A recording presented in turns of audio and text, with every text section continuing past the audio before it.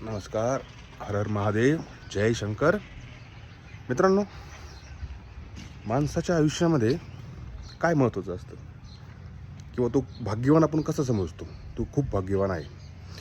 तर हे बघा, माणसाच्या आयुष्यात त्याच्या मागं घर आहे, त्याच्या मागं गाडी आहे, त्याच्या मागं वावर आहे, शेती आहे, खूप सारं आहे. ह्या गोष्टी इम्पॉर्टंट आहे का? तर नाही.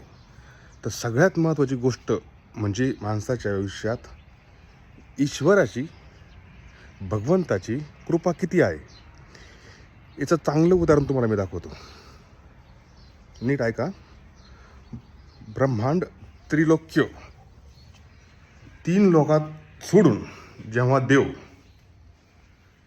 आपल्याकडे येतात, आपल्या घरासमोर येतात आणि ते आपल्या घरासमोर येऊन रोज आपल्याकडून सेवा करून घेतात, याच्यापेक्षा सगळ्यात मोठं भाग्य हे कोणतं असू शकतं? मित्रांनो, आज चला सोनई येथील सद्गुरू शंकर महाराज मठ या ठिकाणी आज आपण रोजप्रमाणे महाराजांची सेवा करणार आहोत आणि तुम्ही ती माझ्यासोबत बघा. नमस्कार, मी सागर दादासाहेब घोरपडे, सोनई येथील एक शंकर भक्त. आज आपण महाराजांची सेवा करूया.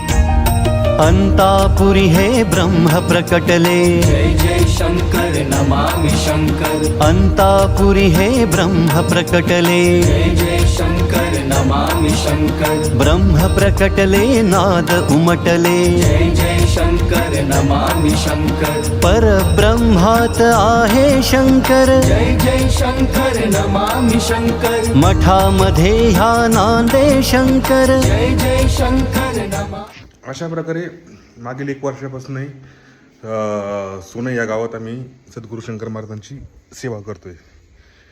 शनी शिंगणापूरपासून एक 5 किलोमीटरच्या अंतरावर सोनई हे गाव आहे आणि त्या ठिकाणी सद्गुरू शंकर महाराजांचं मठ आहे. आम्ही ह्या मठाची स्थापना करताना किंवा शंकर महाराजाबद्दल आम्हाला काही माहीत नव्हतं. नगर येथील खेडेगाव येथे अशोकदादांचं एक असंच यापेक्षा थोडा मोठा शंकर महाराजांचा मठ आहे. त्या ठिकाणी आम्ही दर्शनाला जायचो आणि दर्शनाला जात असताना एक अशी महाराजांबद्दल एक ओढ निर्माण झाली आणि एक आपण काय म्हणतो की आपल्या आयुष्यात गुरु असावा आणि त्या गुरुनीच आपल्याला निवडलं. तशी ती त्या ठिकाणी परिस्थिती झाली आणि सद्गुरू शंकर महाराजांचा मठ या ठिकाणी सोनईमध्ये आम्ही बांधण्याचं ठरवलं. माझ्या घरासमोरच आम्ही मठ बांधला. त्या ठिकाणी आम्ही मित्रपरिवारांनी थोडीशी वर्गणी गोळा करून व माजी मंत्री श्री शंकरराव गडाख यांच्या मदतीने या ठिकाणी आमचा शंकर महाराजांचा मठ हा छोटासा मठ उभा राहिला. आता महाराजांच्या कृपा ही त्यांच्या भक्तांवर कशी असते याच्याबद्दल पण मी तुम्हाला थोडी माहिती देणार आहे, पण ती माहिती आपण पुढच्या व्हिडिओमध्ये बघू. तर सगळ्यांनी टचमध्ये राहा. भेटूया पुढच्या व्हिडिओमध्ये. जय शंकर.